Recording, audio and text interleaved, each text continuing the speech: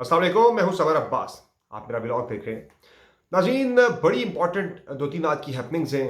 एक तो चेयरमैन तहरीक इंसाफ इमरान खान को अटक जेल से अडयाला जेल क्यों मुंतकिल किया गया, और इमरान खान ने अडयाला जेल जाने पर क्यों रेजिस्ट किया। उन्होंने कहा जी मैं तो अटक जेल में ही अब सेटल डाउन हो गया हूँ। हालांकि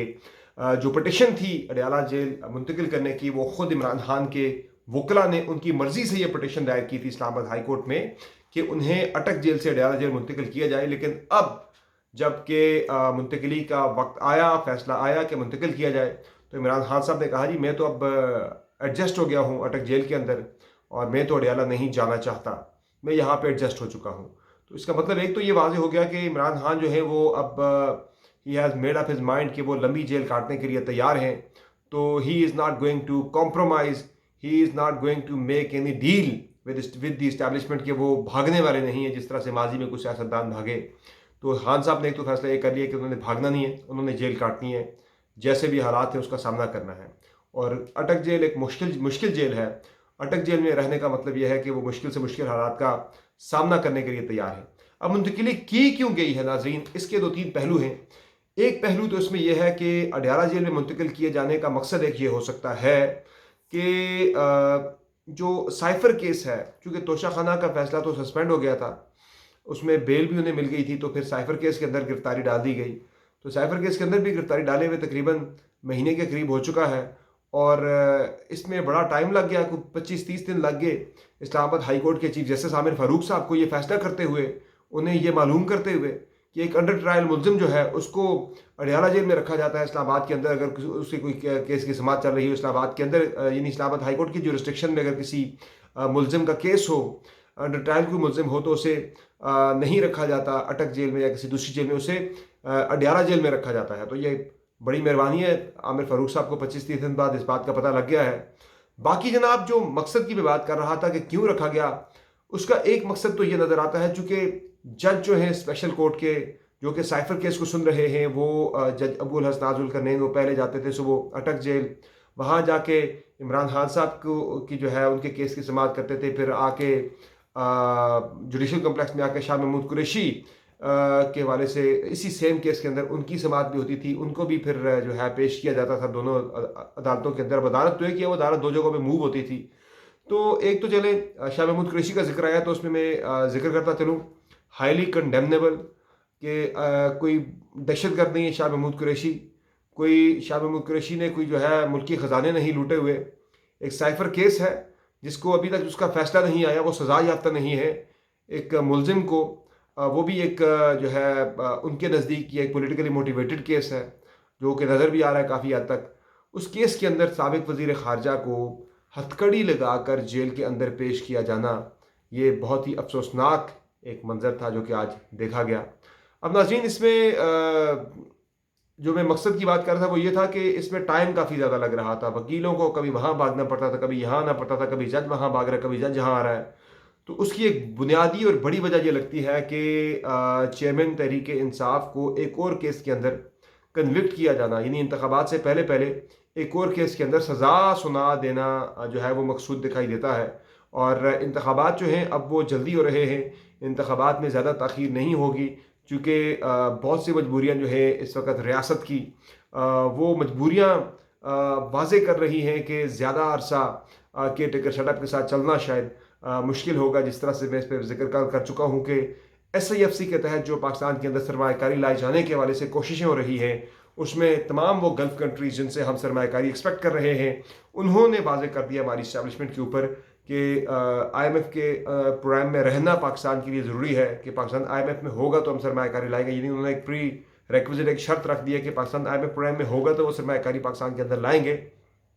तो IMF प्रोग्राम में रहने के लिए एक बुनियादी शर्त यह है कि पाकिस्तान के अंदर डेमोक्रेसी हो। डेमोक्रेसी जैसी भी हो पाकिस्तान के अंदर, किसी भी मुल्क के अंदर हो, ये IMF की एक बुनियादी शर्त होती है उस मुल्क के क्वालिफाई करने के लिए, IMF प्रोग्राम के लिए, कि उस मुल्क के अंदर डेमोक्रेसी होनी चाहिए, डेमोक्रेटिक गवर्नमेंट होनी चाहिए, जमहूरी निज़ाम होना चाहिए। चाहे शाम डेमोक्रेसी हो, बड़ी कमज़ोर सी जमहूरियत हो, लेकिन वो कहते हैं कि इंतखाबात लूली लंगड़ी जमहूरियत से लेकिन होनी चाहिए मुल्क के अंदर, बिल्कुल बराह नाम ही सही। तो इसलिए इंतखाबात का होना अब ज़रूरी हो चुका है। तो मकसद इसका अब यह लग रहा है, चूँकि इंतखाबात अब फरवरी के अंदर बहुत इम्कान है कि हो जाएंगे, اور اس کی وجہ سے ہی شاید اب چیئرمین تحریک انصاف کو انتخابات سے پہلے ایک اور کیس کے اندر سزا جو ہے دلوانا وہ ضروری ہو گیا ہے، جس کی وجہ سے انہیں اڈیالہ جیل منتقل کر کے اسپیڈی ٹرائل جو ہے اس کیس کے اندر وہ کیا جائے۔ چونکہ اس میں انٹرسٹنگ چیز یہ ہے کہ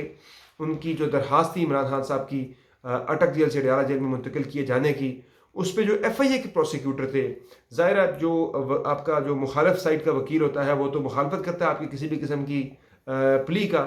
تو اس پہ جب عدالت کے اندر سنا گیا تو شاہ خابر صاحب جو کہ ایف آئی اے کے پروسیکیوٹر ہیں، انہوں نے مخالفت نہیں کی خان صاحب کے اٹک جیل سے اڈیالہ جیل منتقل کیے جانے کے فیصلے کی، یا پھر ان کے جو وکلاء کی ڈیمانڈ کی مخالفت نہیں کی عدالت کے اندر، جس سے یہ نظر آتا ہے کہ یہ پورے پلان کے تحت یہ منتقلی کی گئی ہے۔ اڈیالہ جیل کے اندر خان صاحب کو رکھا گیا ہے نواز شریف صاحب والی ہی جو بیرک تھی اسی کے اندر بی کلاس جو تھی میاں نواز شریف کو جو دی گئی تھی، جو بی کلاس انہیں دے دی گئی ہے، اور یعنی بیرک وہی دی گئی ہے جس بیرک میں میاں نواز شریف کو رکھا گیا تھا، وہیں عمران خان صاحب کو بھی رکھا گیا ہے۔ اس سے بھی میسج جو ہے وہ کچھ اور بھی نکالا جا سکتا ہے، یہ نکالنے والے کی اپنی سوچ تک ہے کہ وہ اس سے کیا میسج نکالتا ہے۔ بہرحال سننے والے دیکھنے والے وہ کافی سیانے ہیں، وہ چیزوں پہ پہنچ ہی جاتے ہیں، نتیجہ وہ اپنے حساب سے اخذ کر لیتے ہیں۔ اب ناظرین، اس میں ایک رائے یہ بھی ہے کہ شاید کوئی ہواؤں کا رخ بدل رہا ہے کہ عمران خان صاحب کو کی پٹیشن سن لی گئی اور انہیں اٹک سے اٹھا کے اڈیالہ منتقل کر دیا گیا، یعنی کہ ایک بہتر جیل میں منتقل کر دیا گیا۔ تو مجھے وہ اس دوسری رائے کے اندر اتنی سچائی نظر نہیں آتی، اس میں مجھے اتنی زیادہ جو ہے وزن اتنا نہیں دکھائی دیتا۔ ایک اور چیز ضرور میں آپ کے ساتھ خبر شیئر کر رہا ہوں جناب، بڑی خبر ہے یہ کہ اس وقت کوششیں جو ہے وہ شروع ہو چکی ہوئی ہے کہ تمام سیاسی جماعتیں جو ہیں انہیں جو ہے کسی طرح سے لایا جائے، ایک ایسے انہیں کانفیڈنس دلایا جائے کہ انتخابات ملک کے اندر ہوں گے اور بہتر انتخابات ہوں گے، یعنی ایک ماحول الیکشن کے حوالے سے پیدا کرنے کے لیے بات چیت جو ہے وہ شروع ہو چکی ہے، اور محمد علی درانی صاحب جو ہیں انہیں باضابطہ اس مشن کے لیے لانچ کیا گیا ہے کہ وہ تمام پولیٹیکل پارٹیز کو آن بورڈ لیں، اور پاکستان تحریک انصاف کی بھی سیکرٹری لیڈرشپ کے ساتھ انہوں نے ملاقاتیں کی ہیں اس ضمن میں۔ تو چیزیں مجھے جو ہیں وہ اس میں کافی حد تک بہتری کی طرف جاتی ہوئی دکھائی دے رہی ہیں۔ آنے والے دنوں میں پاکستان تحریک انصاف کے لیے کچھ مزید ریلیف بھی آپ کو دکھائی نظر آئیں گے، جبکہ عمران خان کی ذات کی حد تک جو ہے آپ کو زیادہ سختی نظر آئے گی، یعنی عمران خان کو انہوں نے ایک اور کیس کے اندر سزا دلوانی ہے، سائفر کیس کے اندر، الیکشن سے پہلے انہیں جیل سے باہر نہیں آنے دینا، وہ جیل کے اندر ہی رہیں گے، پبلک آئی میں نہیں آنے دینا۔ آج بھی بختر بند کے اندر جو ہے عمران خان کو شفٹ کیا گیا اٹک سے اڈیالہ۔ چلے سابق وزیر اعظم، آپ یہ سلوک آپ نے کرنا ہے تو کر لیں، لیکن اس سے کیا آپ نے حاصل کر لیا؟ اس سے ڈسکمفرٹ آپ نے دے دی تھوڑی سی، لیکن یہ ہے کہ عوام کے اندر تو اس طرح کی چیزوں سے پذیرائی جو ہے اپنے لیڈر کے لیے، چاہے وہ نواز شریف ہو، عمران خان ہو، کوئی بھی ہو لیڈر ہو، وہ ہمدردی، وہ محبت بڑھتی ہے۔ اب جناب معاملہ آ گیا پی ایم ایل این کی سائڈ کا، یہ تو معاملہ ہو گیا تحریک انصاف کا کہ تحریک انصاف تیار ہے، یعنی پی ٹی آئی کے سیکنڈ ٹیئر لیڈرشپ جو ہے اس کی حد تک جو ہے نیچے ایم این ایز کے کینڈیڈیٹس کی حد تک یا ایم پی ایس کے کینڈیڈیٹس کی حد تک شاید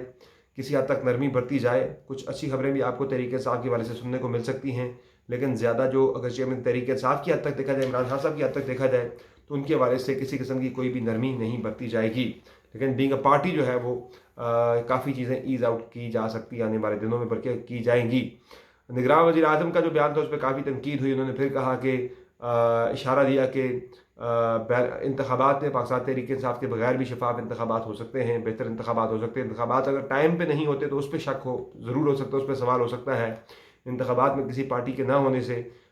جو ہے زیادہ انتخابات کی جو لیجیٹیمیسی اس پہ کوشچن نہیں اٹھایا جا سکتا۔ تو میں کاغر صاحب کے اس بیان سے بالکل بھی اتفاق نہیں کرتا۔ انتخابات کے اندر تمام پولیٹیکل پارٹی سٹیک ہولڈر ہوتی ہیں، ان کا مقابلہ ہوتا ہے، جو سب سے پاپولر پارٹی کو آپ انتخابات سے باہر کر دیں تو اس انتخابات کی کسی قسم کی کوئی بھی وقت جو ہے وہ نہیں ہوگی، وہ ایک لیجیٹیمیٹ الیکشن نہیں ہوگا، ایک لیجیٹیمیٹ ڈیموکریٹک گورنمنٹ نہیں ہوگی اگر آپ سب سے پاپولر پارٹی کو انتخابات سے باہر کر دیتے ہیں یا اس کے لیڈر کو بھی انہیں باہر کر دیتے ہیں، تو اس سے بھی اس الیکشن کی لیجیٹیمیسی جو ہے وہ ان کوشچن رہے گی۔ میاں نواز شریف نے پاکستان آنا ہے اور ان کے لیے چیزیں مجھے آنے والے دنوں میں مزید خراب سے خراب تر ہوتی ہوئی نظر آ رہی ہیں۔ آج نگراں وزیر داخلہ جو ہے کل شام ان کا بیان سامنے آیا تھا سرفراز بگٹی صاحب کا، کہ آپ کو پتہ سرفراز بگٹی صاحب کسے ریپرزینٹ کرتے ہیں؟ وہ اسٹیبلشمنٹ کو ریپرزینٹ کرتے ہیں، اور وہ کیا کہہ رہے ہیں؟ وہ کہہ رہے ہیں کہ میاں صاحب کو اگر بیل نہیں ملتی تو انہیں گرفتار کر لیا جائے گا، اور انہیں جیل منتقل کر دیا جائے گا، اور ایئرپورٹ سے کسی بندے کو گرفتار کرنا کوئی اتنا مشکل کام نہیں ہوتا۔ تو یہ پیغامات جو ہے وہ میاں صاحب کو مل رہے ہیں۔ پہلے یو اے کی اسٹیبلشمنٹ، یو اے کی ایجنسیز نے بھی میاں صاحب کو پیغام دیا تھا کہ پاکستان جائیں گے تو آپ کی جان کو خطرہ ہو سکتا ہے، تھریٹ سے آپ کے حوالے سے۔ اور اب سرفراز بگٹی صاحب نے بھی انہیں تھوڑا سا ذرا پاؤں رکھ دیا ہے کہ بھائی صاحب آپ تو گرفتار ہو جائیں گے پاکستان آنے پہ اگر آپ کو بیل نہیں ملتی۔ بیل مجھے ملتی ہوئی نظر آ نہیں رہی، چونکہ اگر ایک بندہ سزا یافتہ بھی ہو، مفرور بھی ہو